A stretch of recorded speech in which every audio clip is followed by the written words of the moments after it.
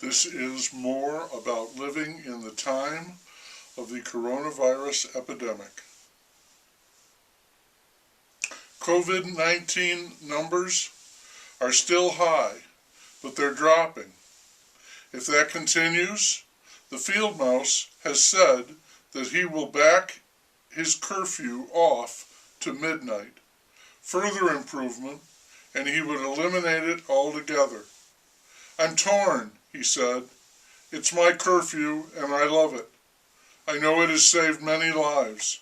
I'd like to make it permanent at 6 p.m., but many people think it's pointless, indefensible, and bad for business. So it will be a tough decision if it comes to that. Impeachment trial begins. Democrats saying that the trumpet's refusal to testify supports a strong adverse inference. Those doggone inferences. From this, I infer that they hate him, pure and simple. Israel reports on a drug that cured 30 out of 30 cases of moderate to severe coronavirus in 3 to 5 days. Someone on the radio said that the problem with vaccine distribution is that the vaccine went to governors instead of directly to healthcare providers. Many governors came up with clever apps that older people can't access, and they also ran into problems protecting the medicine. We now have a mess, and untangling the mess is just another delay. The field mouse insists there is a shortage of vaccines. That's the problem. I watched a short clip of the impeachment trial. It seemed entirely fitting to me that every person in the room would be masked. It's so theatrical, so much better than we might have expected looking at all of those sourpuss suits. When this is over, I say keep the masks.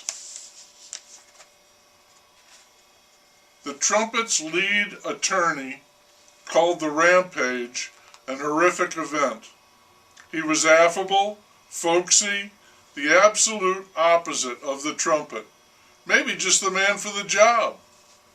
He went on to say that it is natural when something terrible happens that we look for someone to blame. But in this case, it was not the trumpet. We have caught many of those responsible, he said, and they are being punished.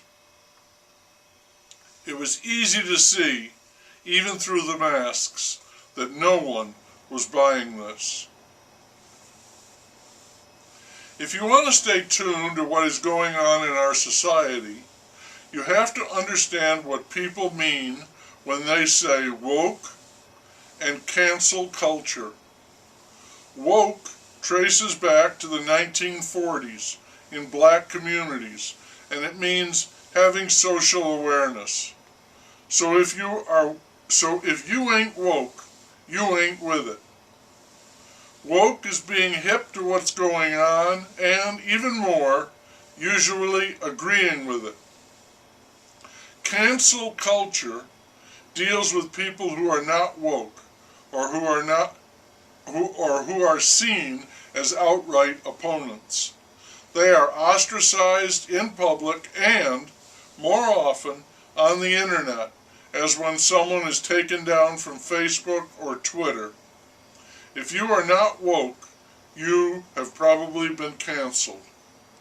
Like the trumpet.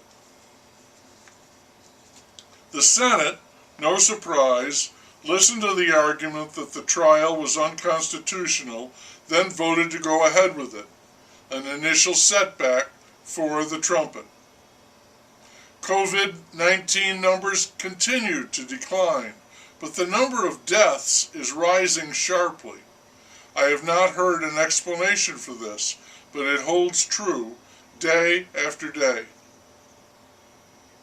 First reports from Florida say that the trumpet was very upset at how defensive his defense lawyers appeared to be.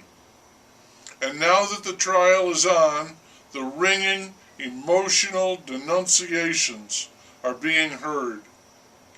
They picture the trumpet as a canker in the spirit of democracy. His believers still think of him as its heart and soul. If the PM is still calling for unity, no one at this trial is listening. Great oratory is most notably accompanied by deaf ears. But what a fun party! Everyone gets to throw a stone. You can add sanctimonious to all the ringing. All three old networks plus PBS and how many cable channels are all carrying live coverage, and you know how much U.S. senators appreciate live coverage and how they rise to that occasion. In addition to videotape, they have visual aids, quotations highlighted in yellow marker, as if we were studying for a test. Well, it is a test, isn't it? We're to check a box. Is this deadly serious business or a silly sideshow? Time's up.